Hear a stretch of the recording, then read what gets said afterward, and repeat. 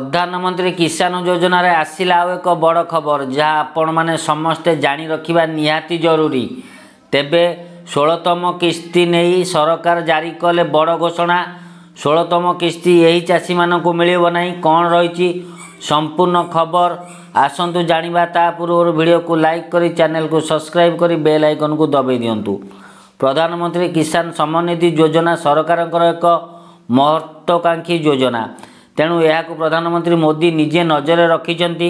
तेबे वर्तमान हिताधिकारी आकाउंट रे 16तम किस्ती जमा करने नहीं अभियोग आरंभ होईछि, किंतु यह पूर्वर सरकार चाषी द्वंद्व दूर करिसेंति।